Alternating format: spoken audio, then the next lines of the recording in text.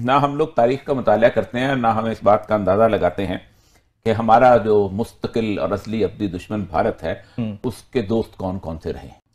ये जो सारे का सारा सिस्टम था, जो उन्होंने इसराइल का सबसे जबरदस्त इंपॉर्टेंट तीन सिस्टम है उसका एयर डिफेंस सिस्टम, $1.1 बिलियन का 2009 में उन्होंने ये बेचा उनको, इसराइल ने इंडिया को एयर डिफेंस सिस्टम अपना, अच्छा, जो कि किसी और को नहीं देते। अमेरिकन कहते हैं कि हम काश हमारे पास इसराइल जैसा एयर डिफेंस सिस्टम हो। ऑल वेपन्स जिसमें पाकिस्तान के वो खराब इस्तेमाल हुए, जो मुजीबुर रहमान की फोर्स थी जिसपे आजकल हमारे लोग मुजीबुर रहमान बनने की, वो सारा इजरायली असला था। इसराइली, अच्छा, यूनिवर्सल गवर्नमेंट हमारी बनेगी। इसलिए उसने कहा है कि थिएटर ऑफ द अब्सर्ड, ये जो नामाकूल लोगों ने पास किया, मैं कोई उनकी परवाह, उसके अंदर स्ट्रेटेजिक पार्टनर जो है वो भारत होगा।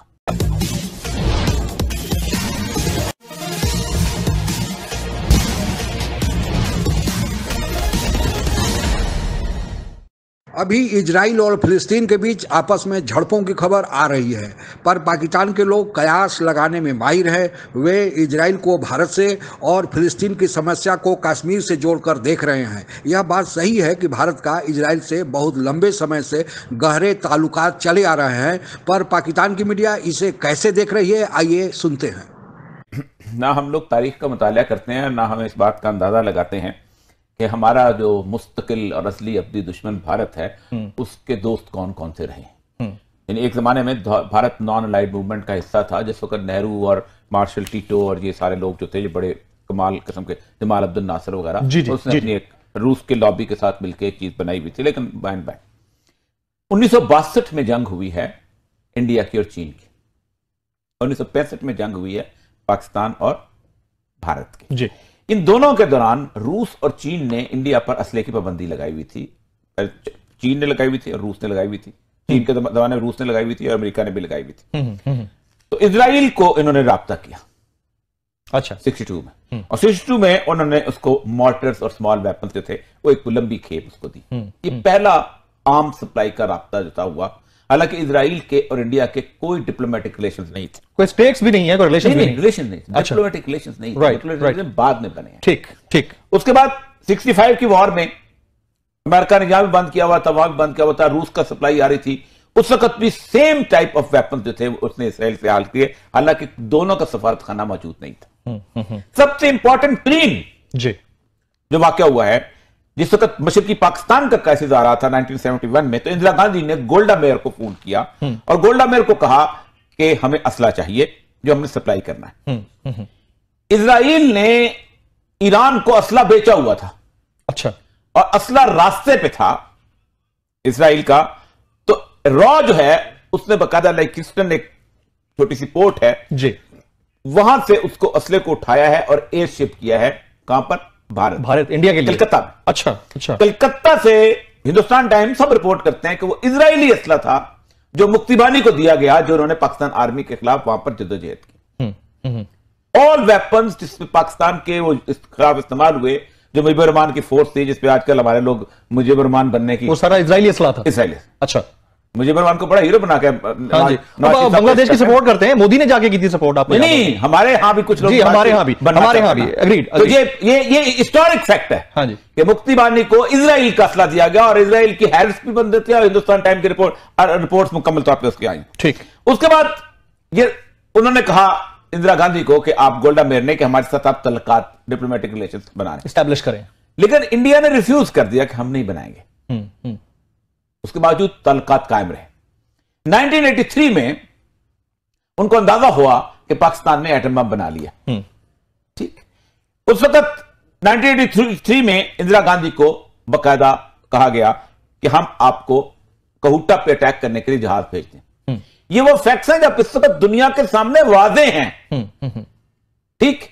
83 में जामनगर के एयरपोर्ट के ऊपर इजरायली एयरपोर्ट जहाज पहुंच गए।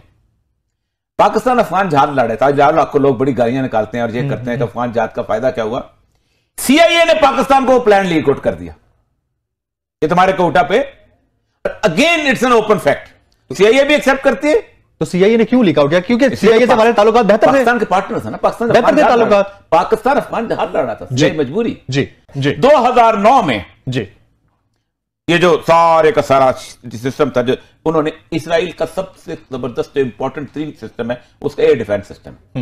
यानी अगर कोई जहाज आए तो पूरे का पूरा इलाका जो है ना मैग्नेटिक फील्ड के अंदर आ जाता है और जहाज एंटर नहीं हो सकता। ठीक, या होता यह है कि सारी की सारी गन्स एकदम फायर करती हैं और जहाज उसकी उसमें आ जाता है। ठीक, 1.1 बिलियन डॉलर का 2009 में उन्होंने ये बेचा उनको, इजराइल ने इंडिया को एयर डिफेंस सिस्टम अपना। अच्छा, जो कि किसी और को नहीं देते। अमेरिकन कहते हैं कि हम काश हमारे पास इजराइल जैसा एयर डिफेंस सिस्टम हो। 1999 में कारगिल की फतह के हम नजदीक थे जंग के। अगेन ये भी रिपोर्टेड फैक्ट्स हैं। तो टारगेटिंग नहीं हो रही थी इजराइल, मेराज जो थे हथियारे थे, जेट्स थे, इनसे इजराइल ने अपने पायलट्स जो थे वो वहां भेजे इंडिया में, और वो पायलट्स जो थे जिन्होंने वहां जाके बाकायदा उसमें उनको ट्रेन किया और हिट्स किया। यानी जो पाकिस्तानी ठिकानों को हिट करने वाले जेट्स थे उनको मुकम्मल तौर पे जो थे उनको ट्रेन करने वाले, उनकी कंप्यूटर की सारी टेक्नोलॉजी, ऑब्जर्वेशंस, फाइंडिंग सारी उनकी तरफ थी। बाद दफा उन्होंने एडमिट तो नहीं करते, लेकिन कुछ इजराइल की जो इंटरव्यू देने वाले फौजी हैं वो कहते हैं कि हम खुद भी उसमें थे। अब वो ट्रेड की सूरत हाल में जो मुआहदे हुए हैं, आप हैरान होंगे कि अब एक तो यह है कि उन्होंने साइबर सिक्योरिटी का मुआहदा, जी हाँ बिल्कुल, स्पेस का उसके अंदर मुआहदा किया है उसके अंदर, और तीसरा उन्होंने इंडिया की फर्मों को उस जगह पे अलाउ किया ऑयल एंड गैस का जो डिस्प्यूटेड टेरिटरी है, मसलन मेडिटेरियन, ईस्टर्न मेडिटेरियन, जी, जिसको वो समझते हैं कि अब वहां पर आराम को अमरीका नहीं जाएंगे, ये जाएंगे। तो हम जो जहां पर मुद्दतों बहस करते आ रहे हैं और बताते आ रहे हैं कि इजराइल ने अब अमेरिका को छोड़ के हेडक्वार्टर जो है वर्ल्ड पावर का इजराइल में शिफ्ट करना है, क्योंकि यहूदी 1920 में जब वो जाना शुरू हुए थे तो अपनी एक बुनियादी पेशगोई के ऊपर जाना चाहिए, तो वरना कोई रेगिस्तान में जाके घर नहीं बनाता अपने महल छोड़ के, अपने कारोबार छोड़ के, अपने बड़े बड़े प्लाजा छोड़ के, सूखी जगहों पे, ना रेत में ना पानी, ना बिजली, ना सीवरेज, ना टेक्नोलॉजी, वहां नहीं जाता पेशगोई की बुनियाद पे। वो पेशगोई ये है कि हम अब इस जगह पर वर्ल्ड पावर में इंटरनेशनल गवर्नमेंट का हम बनाएंगे, यानी कहते हैं यूनिवर्सल गवर्नमेंट हमारी बनेगी। इसीलिए उसने कहा है कि थिएटर ऑफ द अब्सर्ड, ये जो नामाकूल लोगों ने पास किया, मैं कोई उनकी परवाह, उसके अंदर स्ट्रेटेजिक पार्टनर जो है वो भारत होगा। विश्व के इतिहास के अगर 5 साल के कालखंड 1945 से 1950 तक पर नजर डालें तो इस दौरान 6 देशों का उदय की कहानी सामने आएगी।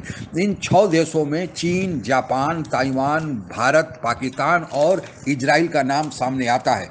हालांकि पाकिस्तान को छोड़कर बाकी 5 देश अपने अपने विकास के मार्ग पर पहुंचे और उच्चतम स्तर पर पहुंच चुके हैं, लेकिन इन देशों का विवाद भी किसी न किसी कारण अप्रत्यक्ष या प्रत्यक्ष रूप से बना हुआ है। शुरुआत चीन से करते हैं। चीन पर पहले क्विंग राजवंश का शासन था। क्विंग राजवंश के बाद वहां पर चाइनीज नेशनल पार्टी का शासन हुआ, लेकिन इस दौरान जापान सहित अन्य देशों का भी सीमित कब्जा चीन पर किसी न किसी रूप में रहा। इसके बाद चीन में चाइनीज कम्युनिस्ट पार्टी का गठन हुआ और चाइनीज कम्युनिस्ट पार्टी बनाम बाकी सारी पार्टियों का और देशों के बीच संघर्ष हुआ और फिर अंततः 1 अक्टूबर 1949 को चीन स्वतंत्र हुआ और कम्युनिस्ट पार्टी के प्रभुत्व में वहां पर शासन बना, जिसे आज पीपुल्स रिपब्लिक ऑफ चाइना यानी PRC कहते हैं। अपने अस्तित्व में आने के बाद यानी 1 अक्टूबर 1949 के बाद चीन ने जो आर्थिक तरक्की की छलांग लगाई है वह सर्वविदित है। जैसा कि मैंने कहा कि वर्तमान चीन का अस्तित्व में आने के पहले यानी 1 अक्टूबर 1949 के पूर्व चीन पर मुख्य रूप से चाइना नेशनल पार्टी का शासन था। उसके लोग जब कम्युनिस्ट पार्टी से लड़ नहीं पाए तो भागकर चीन से ताइवान नामक एक द्वीप पर आ गए जो खाली पड़ा था और वहीं पर एक नए देश की स्थापना हुआ जिसे रिपब्लिक ऑफ चाइना या ताइवान कहा जाता है। इसी कारण अभी तक चीन ताइवान को भी अपना ही हिस्सा मानता है और उसको हड़प लेने के लिए आए दिन प्रयास करते रहता है, पर ताइवान ने जो विकास किया है वह भी एक कीर्तिमान है। तीसरा देश भारत, जिसका जन्म 15 अगस्त 1947 को हुआ और आज तरक्की के मार्ग पर बढ़ते हुए विश्व की 5वीं बड़ी अर्थव्यवस्था बन गया है। पाकिस्तान, जो 14 अगस्त 1947 को अपना स्वतंत्रता दिवस मनाता है, यह भी विकास की राह पर चला, पर अफगानिस्तान में सोवियत संघ के साथ युद्ध करने के लिए अमेरिका को एक साथी की तलाश थी और उसे पाकिस्तान के रूप में साथी मिल गया। उसके बदले में अमेरिका पाकिस्तान को भरपूर आर्थिक मदद देना शुरू किया। पाकिस्तान यह समझ बैठा कि यह आर्थिक मदद सदैव अमेरिका द्वारा जारी रहेगा।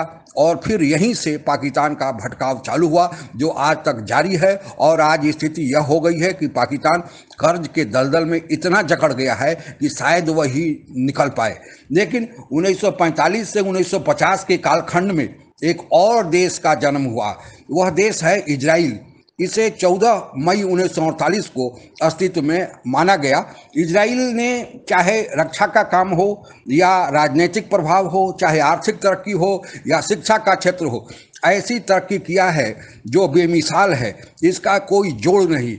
जबकि इसका क्षेत्रफल मात्र 22,145 स्क्वायर किलोमीटर और इसकी आबादी 90.5 लाख ही है, जो अपने उत्तर प्रदेश से भी बहुत छोटा है। उत्तर प्रदेश की जनसंख्या 20 करोड़ 42 लाख और क्षेत्रफल 2,43,286 स्क्वायर किलोमीटर है। आप इससे अंदाजा लगा सकते हैं कि इतनी कम आबादी, इतना कम क्षेत्रफल और जन्म 1948, इसके बाद जो तरक्की किया है कि विश्व के सारे लोग इससे लोहा लेने में एक बार सोचते हैं। हालांकि अभी भारत से इसकी बहुत ही घनिष्ठता बनी हुई है। आपको यह भी बताते चले कि आज की चर्चा में इसी इजराइल का पैलेस्टाइन पर आक्रमण के कारण हुआ है और सारे मुस्लिम देश खामोश बने हुए हैं। इसका कारण क्या है? वह है इजराइल का प्रभुत्व। आज के लिए बस इतना ही। आप अगर हमसे जुड़ा रहना चाहते हैं तो कृपया मेरे चैनल को सब्सक्राइब करें तथा बेल आइकन भी दबा दें ताकि नई वीडियो की जानकारी तुरंत आप तक पहुंच जाए। धन्यवाद। जय हिंद।